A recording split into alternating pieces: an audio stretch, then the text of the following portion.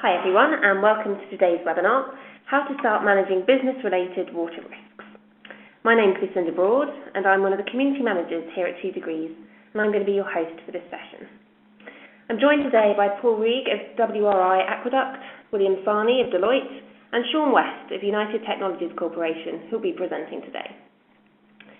Now, after today's presentations, there's going to be a Q&A session, and you can type your question to me at any point in the Q&A box, which you can find in the bottom right-hand corner of your screen. And if you have any problems with the technology or the audio during the session, please use the chat box on the right-hand side of your screen to send me a message. Just select to send your message to the host, and I'll get back to you. So without further ado, I'm now going to hand over to Paul for the first part of today's session. Over to you, Paul. Great, thank you. Let's see, okay. Perfect. Thank you, and thank you everyone for joining. As discussed, we're going to go over the initial steps of how a company can start managing water-related business risks. For today's session, we're going to introduce the topic of water in the private sector and why it should matter. Following that, Will Sarney from Deloitte is going to explain how a company can respond to increasing water-related risks and seek out opportunities. Then I will touch on how to take some of those first steps in managing risks and how a company can identify risks across their operations or supply chain. And we will finish the session with an example from UTC on the work they're doing around this topic. After that, we'll leave about 10 to 15 minutes for Q&A. So why should a company care about water-related risks? I think everyone would agree that over the past few years, water has really become a top item on the agenda of many companies and governments around the world.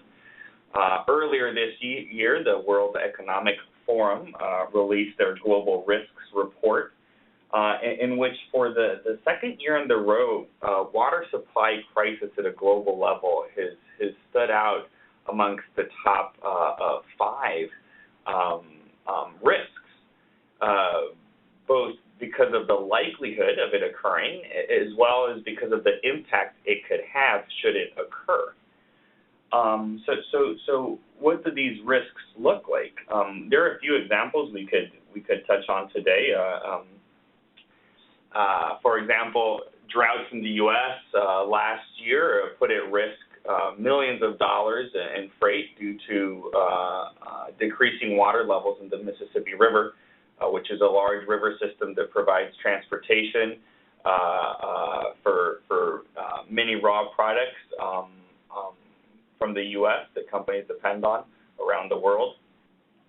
In a similar way, droughts in Brazil caused or drove the Brazilian government to have to increase power prices and implement power rationing for the first time in over a decade.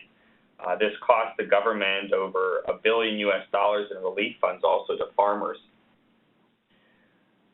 So these are a few examples of what these risks look like, but most importantly, these risks have a direct linkages to private sector, obviously, to companies that depend on resources, and can pose really severe risks in different forms. From a corporate perspective, these water-related risks can be grouped into 3 categories based on their nature. They're physical risks that could affect the company, its operations, due to not having sufficient water to operate or of sufficient quality to maintain their business. But the risks could also present themselves in the form of regulatory constraints, of changing policy and governance in the water arena and constraining business operations or increasing costs.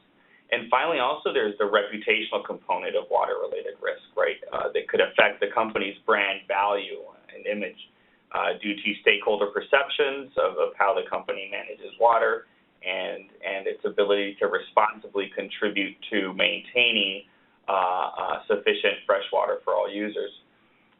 Furthermore, the risks are complex because they present themselves across the entire value chain through supply chain. They can manifest themselves in the direct operations, or they can have an impact on the markets that companies are serving. So I think also there is increasing evidence for this. This is not just something that we're seeing on the horizon, but that's already started to take a toll. Evidence of this is increasing risks that companies, or not risks, increasing impacts that companies are starting to report through global reporting initiatives. One example is the Carbon Disclosure Project. In last year's report, 53% of respondents, this is Global 500 companies, reported that they'd already experienced water-related detrimental impacts to their business over the past 5 years. So it's not just risks, but it's also impacts. These risks have started to materialize, and they've started to take a toll on businesses. So at this point, I wanted to hand it over to Will Sarney at Deloitte for him to talk a little bit about what to do about this situation. How can businesses and companies prepare and respond to these increasing risks and seek opportunities? Will? Okay, great. Well, Paul, thanks for the introduction and framing what we view as a increasing business risk issue, but also business opportunity for many sectors. So what I'm going to do is, certainly talk about business risk, business value at risk, and a few frameworks, but I really want to be mindful that there are opportunities associated in managing risk related to water. And you touched on a few of these, and I think we'll see this a little bit later in the UTC case study, focused on cost savings, brand value, and certainly new products and services that can be developed to address water-related risks. So when we think about water risk, we really want to drive the conversation towards business value at risk.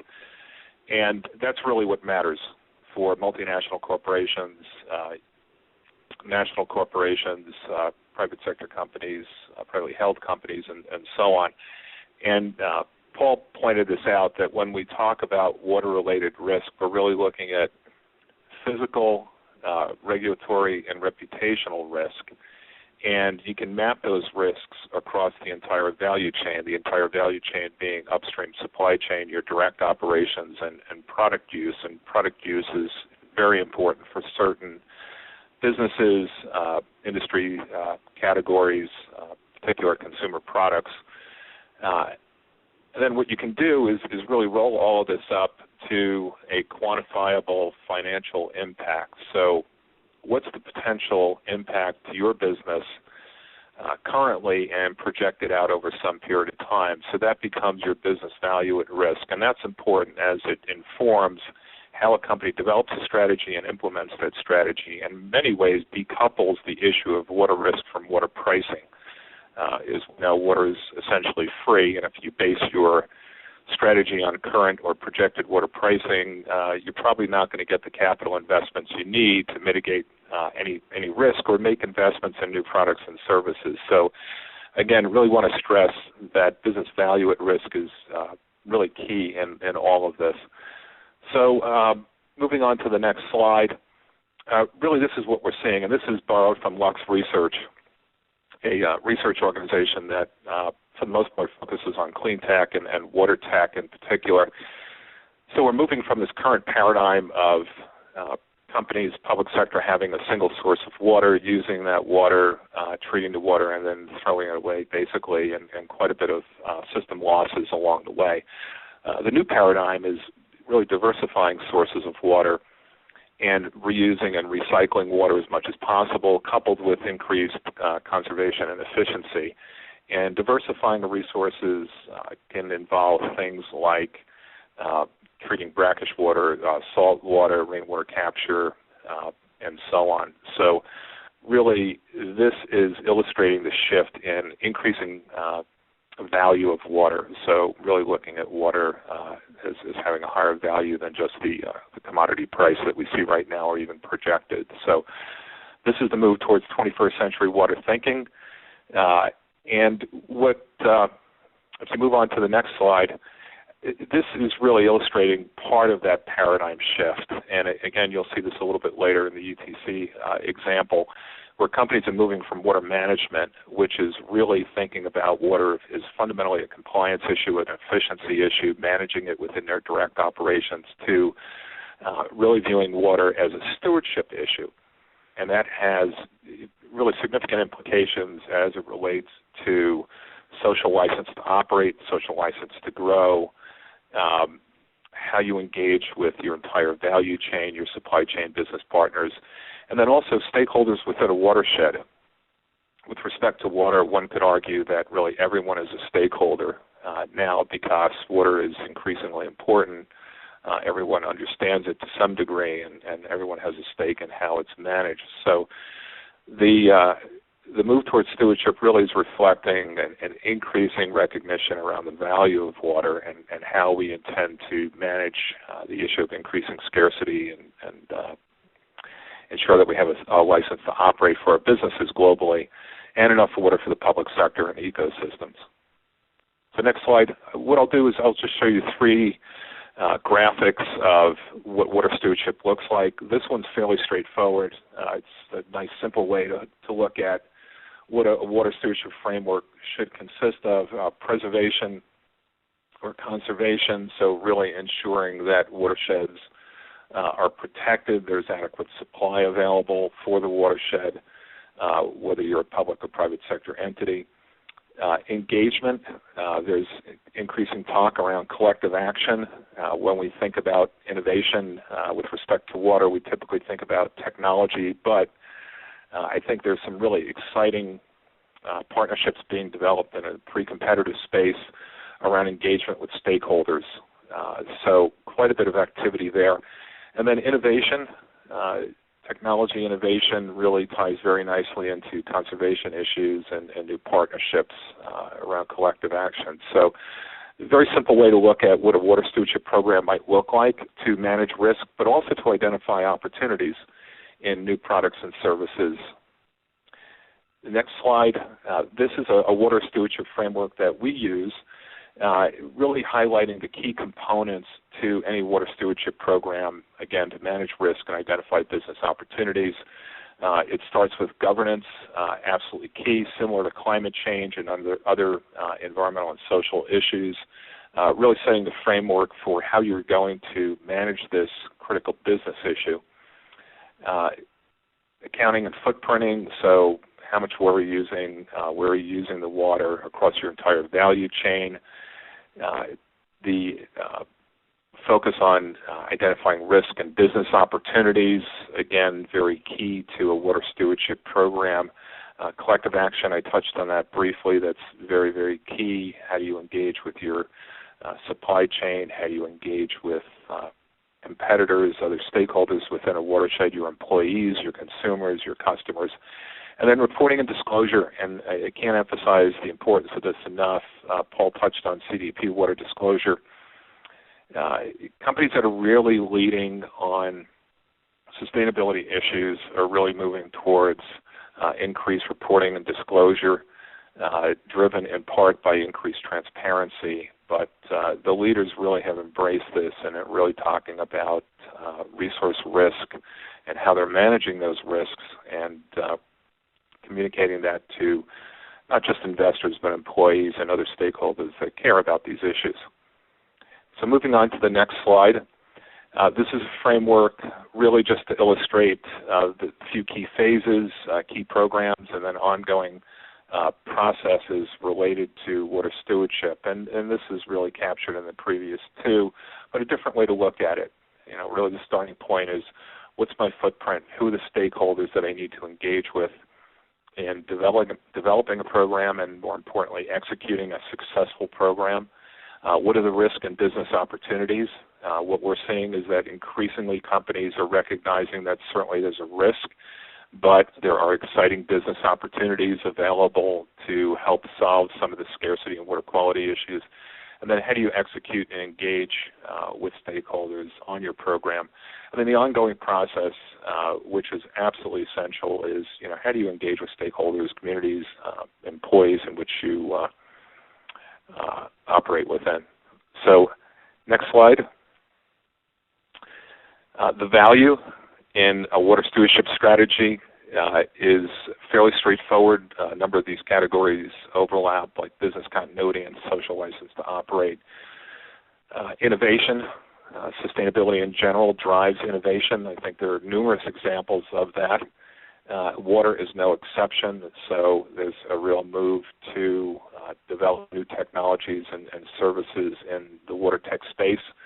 And then we shouldn't ignore the reputational risk, which is the downside, but the positive aspects of brand value. So for those companies that have a very well-developed, well-executed water stewardship strategy, they can accrue brand value associated with that. So a fairly straightforward way of looking at the benefits in developing a strategy to address water-related issues. Reporting and transparency, we talked a little bit about the CDP water program. Encourage everyone to download the reports and read through them. They really provide great insight as to how companies are managing risks and thinking about the business opportunities. The new reports will come out this fall in October. So be on the lookout for these. They, again, provide some valuable insight as to how businesses are viewing water as a business risk and opportunity. And then in terms of action, one size does not fit all.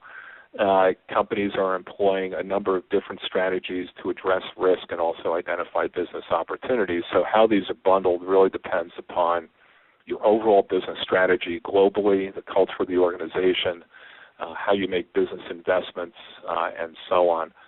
So really just a sampling of how companies are executing on that strategy. So with that, I want to bypass this slide and turn it back to Paul. Great. Fantastic presentation. Well, that was really helpful, very insightful. I think whoever's on the line today is I think really getting a great opportunity to see some very innovative and valuable ways companies can start thinking about water and managing water and driving, that shift from management towards stewardship and leading the way, providing example to others. So thanks, Will. So in your presentation, you talked about the phases and programs when thinking about water stewardship, and one of the columns was risks and opportunities, right? So once a company has identified their footprint, has water accounting mechanisms in place, and understands their water use, the next step is really to start mapping that use, understanding the context in which that water use is taking place, and evaluating if there are any risks that should be mitigated or responded to. So within that risk column of the water stewardship phases and programs diagram that Will shared with us, that first key phase is mapping risks.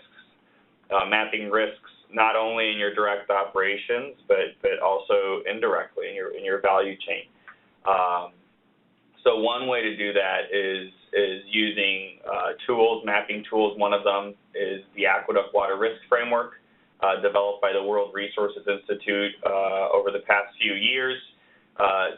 This tool is fairly unique in that it's very easy to use, it's comprehensive, it's open access, and it provides a composite index of risk metrics. It brings together 12 indicators of quantity, quality, regulatory, and reputational water-related risk in a very comprehensive form and a framework that includes 3 categories and an overall water risk score. So I wanted to touch on this a little bit right now and talk about how companies can use this tool to identify these risks and move forward in their stewardship progression that Will shared with us.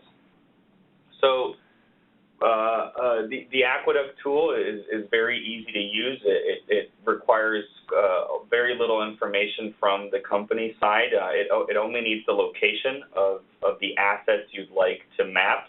Again, those can be direct operations or suppliers, either one. That's all the information it requires from the company side. Once that information is available, it can be introduced into the tool. And I'm going to talk a little bit about how that can be done. We think of it as a three-step process when wanting to use Aqueduct to evaluate company or supplier exposure to water-related risks. The first step requires selecting a set of weights. What the weights do is they determine the importance of each of the 12 metrics. Obviously, different sectors are exposed to different types of risk more than others, and this varies greatly. It varies across sectors, as I said, but it also varies across companies. Some companies are more mature in their stewardship and risk mitigation efforts than others and might be protected to certain risks that, more or differently than others. So the first step is to select your weights. Aqueduct offers 9 preset weights for 9 different sectors. There's a drop-down window where you can select the weight, and that'll determine the relative importance of each of the 12 metrics. Once that is done, the next step requires that you import your locations. It's easy to do. There's a panel there at the bottom called the Analyze Locations tab. One can import locations manually, one by one. That could take up a lot of time if you're evaluating a portfolio of facilities or suppliers. So there's also an import option, which allows you to copy and paste coordinates or addresses from an Excel document right into the tool. The tool automatically geo-references those on the map. One can import up to about 250 facilities at a time. It's a large number. I know it's not large enough for some companies, but it's definitely helpful and can help you move along fairly quickly when evaluating your exposure to water-related risk. And then finally, as a third step, you can export the results. I think this is a very helpful feature to have. None of the data or the results is stored on the Aqueduct platform.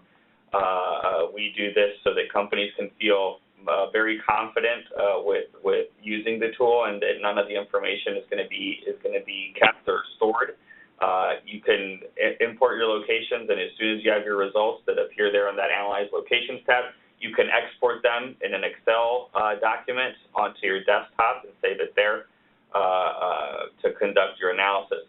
Another valuable aspect of having the results being exported into Excel is that you can use this for integrated risk assessment when combining different aspects of your sustainability strategy. For example, we were working with a company that was very interested in combining their water risk-related information with their biodiversity information.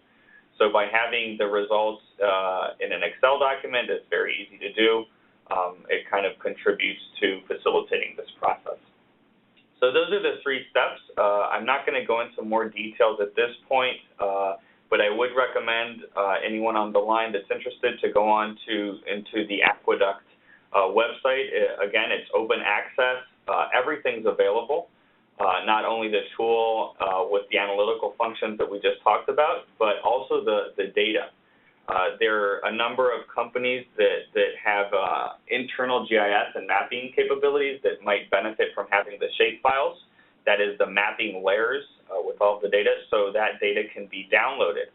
On the top right-hand side of the panel, there's a Download Data button, which allows you to obtain all of the data and use it internally as you wish. One benefit of having the shapefiles available for download is that you can use these shapefiles to overlay them with other type of information to conduct in-depth supply chain water risk assessment. I would like to showcase 2 examples. One is shale energy. We recently conducted a project that overlaid shale gas basins in the United States as well as shale gas wells over top of water stress maps. An overlay of this type allows you to really understand the water-energy nexus and how that might affect your supply chain. It also helps investors evaluate the risk that is present in their portfolio of investments, highlight areas of concern, and engage with those companies at risk to evaluate how they're managing the risk, how they're responding to risk, and if they're engaging in stewardship practices. Another example is cotton. many industries that depend on very agriculturally intensive supply chains. One of them is the textile industry that relies on cotton, a fairly water-intensive crop. By downloading the Aqueduct data, you can overlay that with cotton crop production areas around the world, as you can see on this slide, and see where you're sourcing your cotton from, see what level of water stress that location is at today and in the future. Aqueduct offers a few forward-looking maps of projected water stress to 2025. So anyway, so this is just an example here on the screen, but I think it's a valuable one and one that can be used for companies that want to start looking at supply chain risk, which is really a critical component of managing water within a company. I think Will touched on this, but for many industries, the majority of your water footprint is going to be in your supply chain, and thus the majority of your exposure to risk is going to be embedded in that supply chain. And oftentimes that is an area that is overlooked or not analyzed in sufficient depth as it should. Anyway, hopefully the Aqueduct data being publicly available for download can help shine light on some of these risks that are embedded in supply chains. So again, I encourage anyone on the call to go on to the Aqueduct website, to look at the tool, to look at the data, to look at the metrics. And then most importantly, if there are questions, concerns, or you'd like to learn more about how this tool is built, please feel free to reach out to any one of the Aqueduct staff members. All contact information is on the website. So again, this section of the webinar aims to inform on how to start identifying risks. And then now I think we're going to hear from UTC, from Sean West, about how an actual company out there in the real world is already doing this. So without further ado, I want to pass this on to Sean. Thank you, Paul. We'll go through a few slides here to explain who UTC is and what we've been doing over the years to manage our water and our conservation programs. So I'm Sean West, a UTC program manager here in Hartford, Connecticut, responsible for our energy, greenhouse gas, and water inventory and reduction initiatives.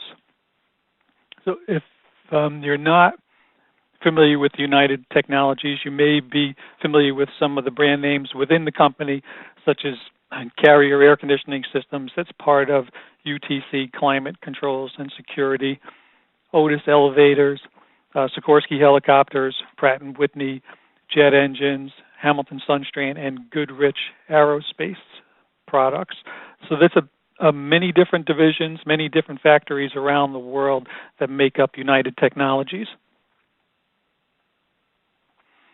We started our environment, health, and safety goals in the early 1990s that have evolved into what we currently have today, our sustainability goals.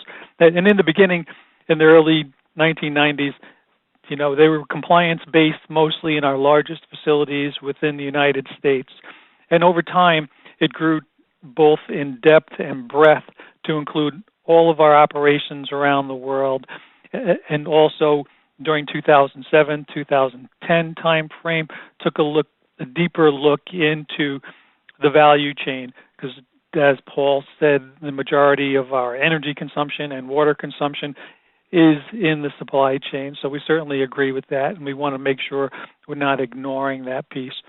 And then the products themselves that are in the field, in operation for many, many years, we wanted to make sure we design both energy efficiency and water efficiency into those products so our customers can reduce their environmental impacts as well.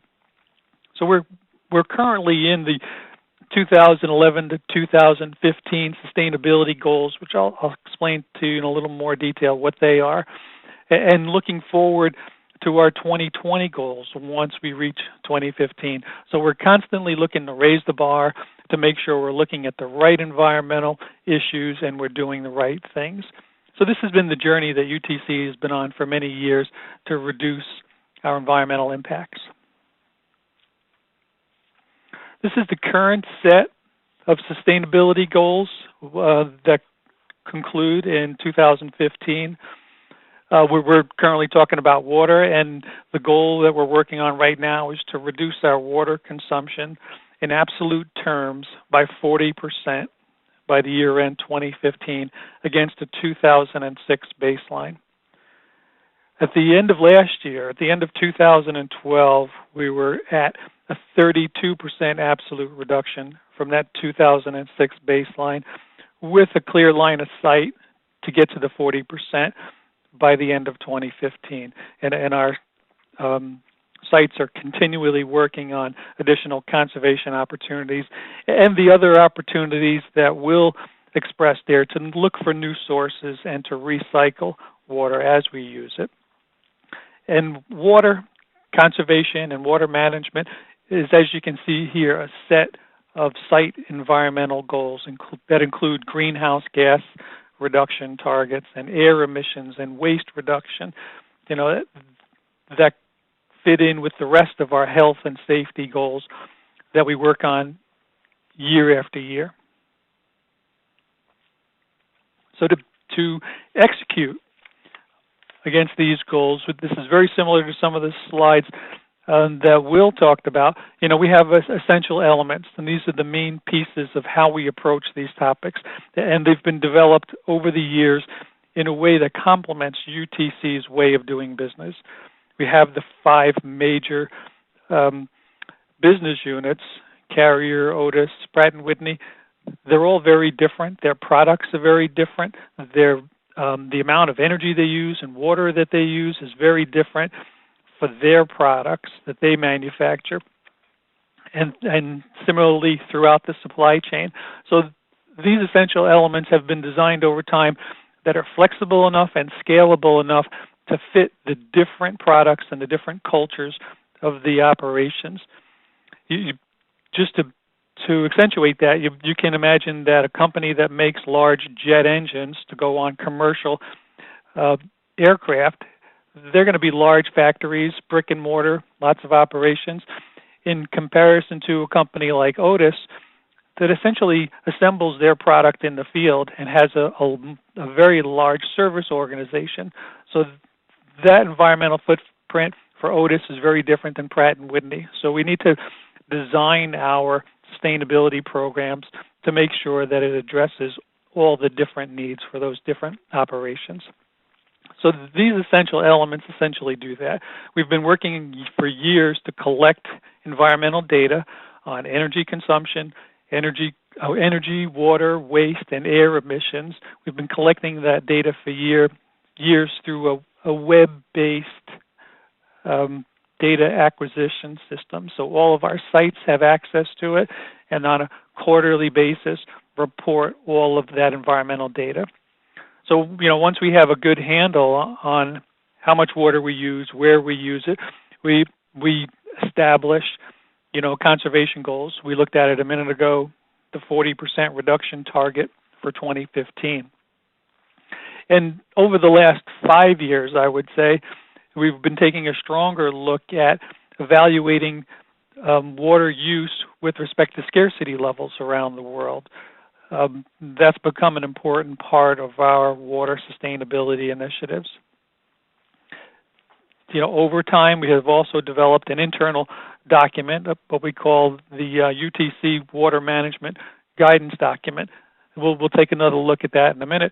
It talks to the best practices that we've been implementing site by site around the world, and we want to share that with our other operations.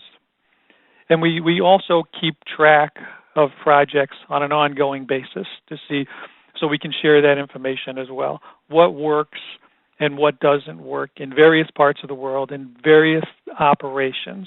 So we keep track of projects that have been completed and pending, so we can make sure we keep an eye on what else should we be doing.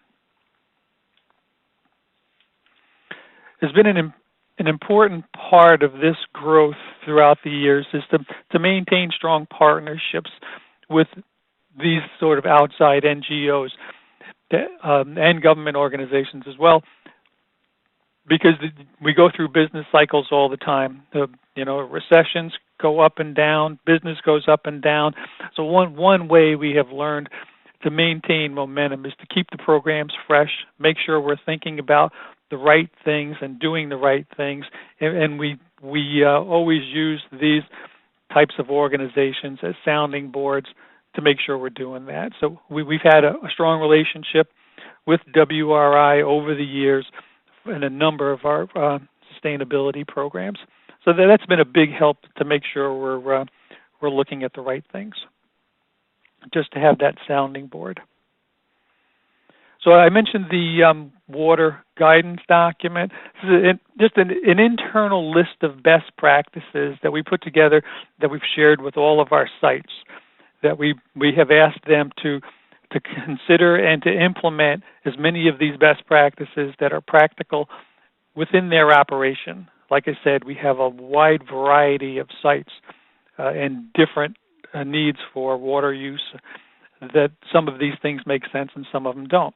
But we've taken a look at what the best practices are, and we've also taken a look at the water scarcity levels, for their operations, and set guidelines in place such that if you're in a water abundant area, we want to make sure that you're not wasting water. So you do the top 3 or 4 things on the list.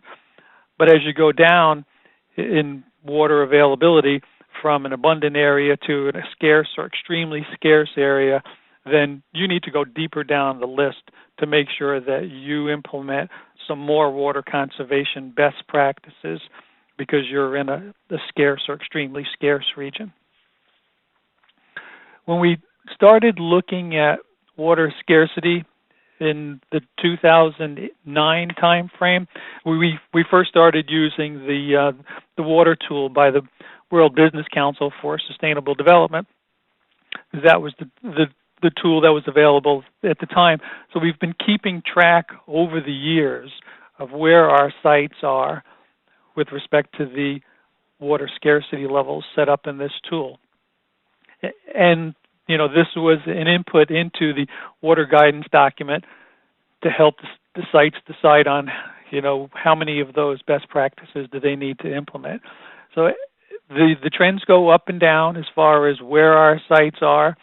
The water scarcity levels change over time as population shifts and things like that, and our sites change all the time as we move sites into different locations throughout the world, and we acquire new businesses around the world, which is the major reason for the many of the changes that you see here, that we've increased the number of sites in each of the levels is through acquisitions.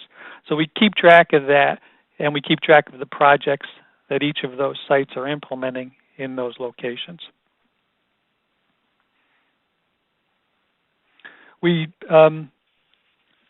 One more point about that is we were looking forward to taking that same analysis to a deeper level using Aqueduct to make sure we can customize it based on different locations and different needs. But the World Business Council water tool, gave us the first look of water scarcity levels, and we want to take a stronger look at that using the Aqueduct tool.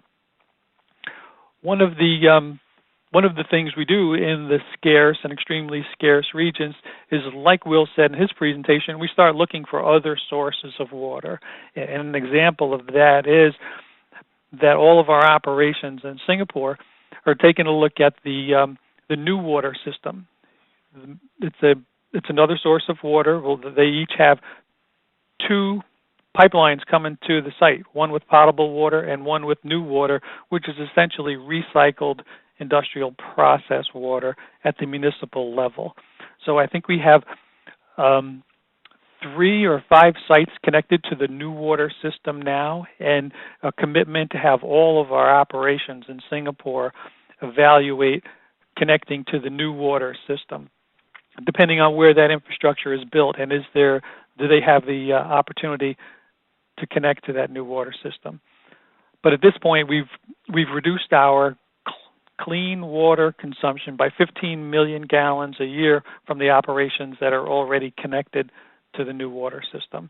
So that's a good opportunity, and we're looking around the world for other opportunities like this to reduce our water consumption and reduce our impact on the environment.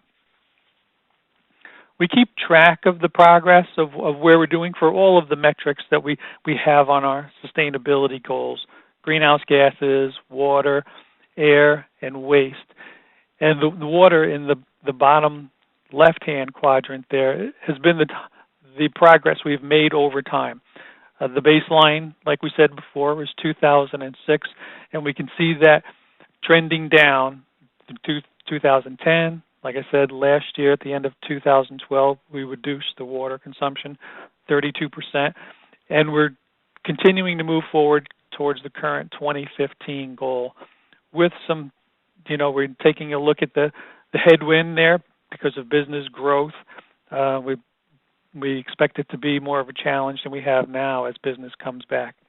So we keep track of the data, we keep track of the projects, and we're constantly looking for more opportunities to reduce our water consumption.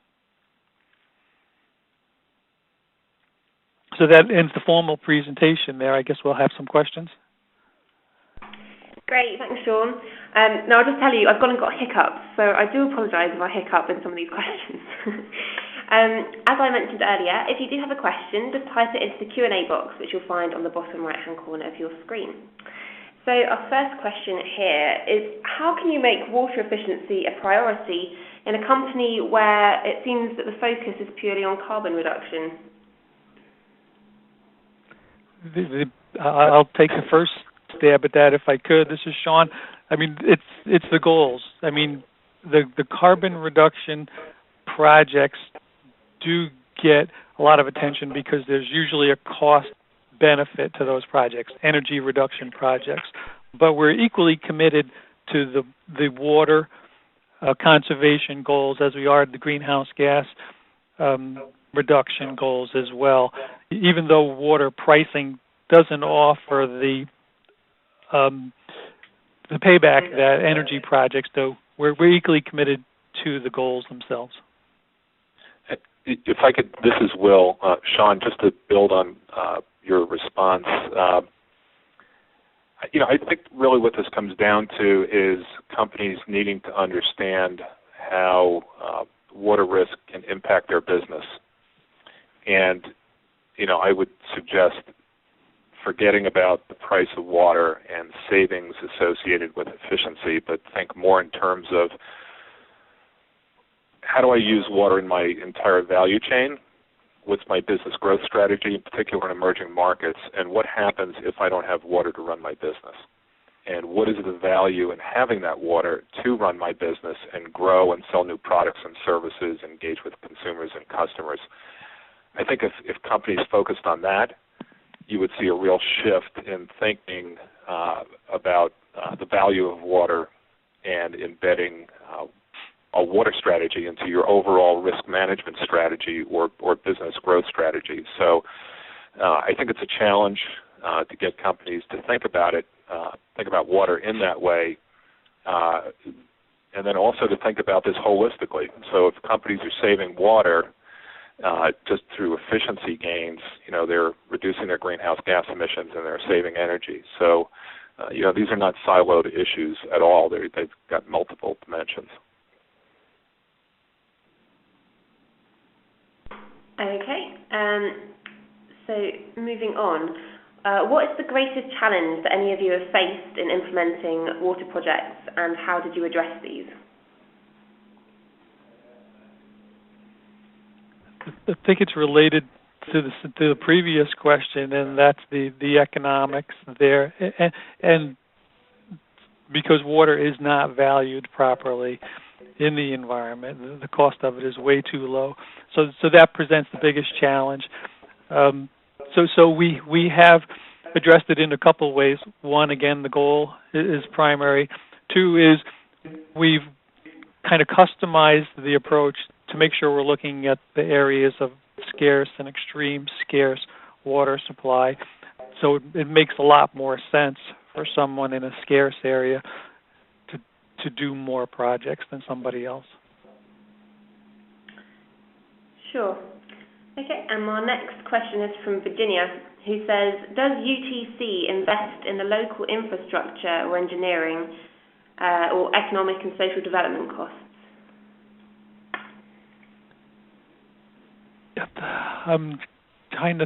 I'm not, well, I think the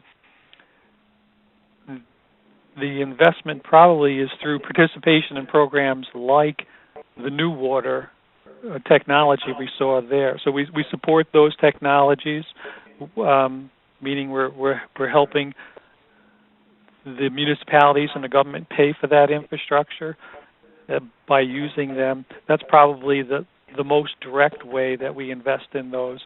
But it is a question that we're taking a close look at for the next set of goals.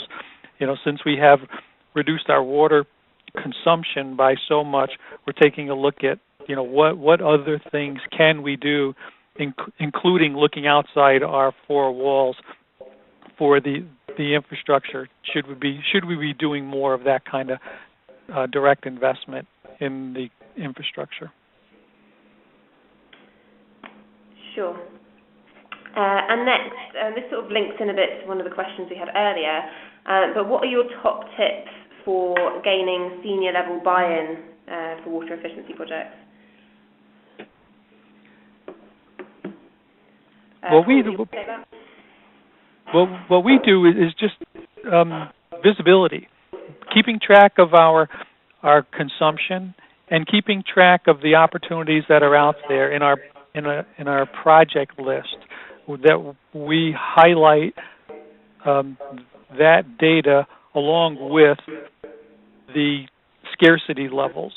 So we just make sure that senior management has enough data on all three of those fronts to make sure they understand the issue. Okay, great. So that's all the questions we've had in for now. I was just wondering, do any of the panelists have questions following the other panelists' presentations? I do. I have one for Paul. As we're learning how to use Aqueduct more and more each day, one of the things that you mentioned was the customization of the different factors or indices. You said you had 9 defaults, and we're certainly looking to import our data with as many sites as we can. We have 400 factories around the world. Are those factors adjustable on a site-by-site basis, or will it do the analysis assuming the same ratings? It's a great question, Sean. The factors, the weights that we discussed earlier are adjustable. There is a functionality of the tool that allows the user to set individual weights for each of the 12 metrics, and it allows you to select metrics too. If there's some of the 12 indicators that you think are not relevant to your analysis, you can take those out of the framework. Can I do that for each site? You could do that for each site or for a cluster of sites. It might require a bit of work because you'll have to adjust the weights every time you bring in a different site. But what I would recommend is to group sites.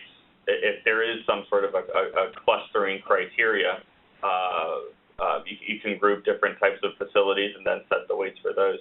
But absolutely, it can be done. It might take some time, but it's very doable. Thank you. Great. Well, if that's all the questions we've got, I think we'll bring the session to a close there. So I'd just like to say thanks so much to Sean, Paul and Will for their great presentations. And thank you to everyone who joined today's session and for your comments and your questions. We've been making a recording of this session, which I will post on 2 Degrees probably tomorrow, and I'll email you the link once that's live.